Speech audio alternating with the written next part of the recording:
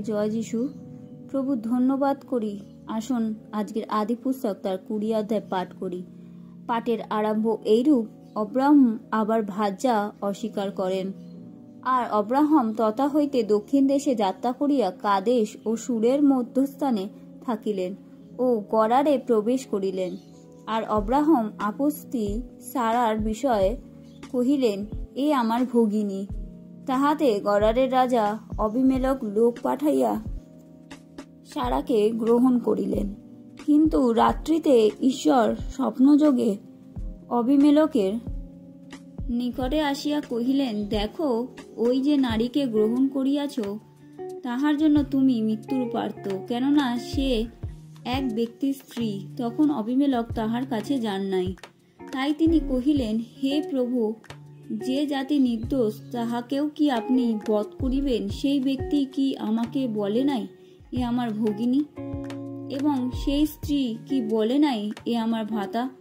আমি যাহা করিয়াছি তাহা অন্তঃকরণের সরলতায় ও হস্তের নির্দোষতায় করিয়াছি। তখন ঈশ্বর স্বপ্নযোগে তাহাকে কহিলেন, তুমি অন্তঃকরণের সরলতায় এ কর্ম করিয়াছ, তাহা আমি জানি। তাই আমারও বিরুদ্ধে পাপ করিতে আমি তোমাকে বারণ করিলাম, এই জন্য তাহাকে স্পর্শ করিতে দিলাম না। অতএব এখন সেই ব্যক্তির স্ত্রী তাহাকে ফিরিয়া দেও, কেননা সে ভাববাদী, আর সে তোমার জন্য প্রার্থনা করিবে, তাহাতে তুমি বাঁচিবে। কিন্তু যদি তাহাকে ফিরিয়া না দেও, তবে জানিও তুমি ও তোমার সকলেই নিশ্চয় মরিবে। তবে পরে অবিমেলক প্রত্যুষে উঠিয়া আপনার সকল দাসকে ডাকিয়া ওই সমস্ত বৃত্তান্ত তাহাদের কর্ণগোচরে কহিলেন। তাহাতে তাহারা অতিশয় ভীত হইল। পরে অবিমেলক অব্রাহামকে ডাকিয়া কহিলেন, আপনি আমাদের সহিত এ কি ব্যবহার করিলেন? আমি আপনার কাছে কি দোষ করিয়াছি যে আপনি আমাকে ও আমার রাজ্যকে এমন মহা পাপগ্রস্ত করিলেন? আপনি আমার প্রতি অনুচিত কর্ম করিলেন। অবিমেলক অব্রাহামকে আরো কহিলেন, আপনি কি দেখিয়া ছিলেন যে এমন কর্ম করিলেন?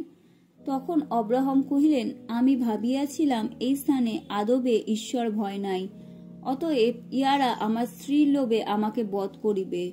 আর সে আমার ভগিনী, ইহাও সত্য বটে, কেননা সে আমার পিতৃকন্যা, কিন্তু মাতৃকন্যা নহে, পরে আমার ভাজ্যা হইল।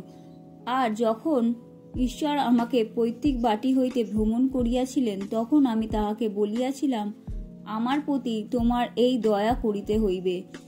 আমরা যে যে স্থানে যাইব, সেই সেই স্থানে তুমি আমার বিষয়ে বলিও, এ আমার ভ্রাতা। তখন অবিমেলক মেষ, গরু ও দাসী আনাইয়া অব্রাহামকে দান করিলেন এবং তাহার স্ত্রী সারায়াকে ফিরিয়া দিলেন।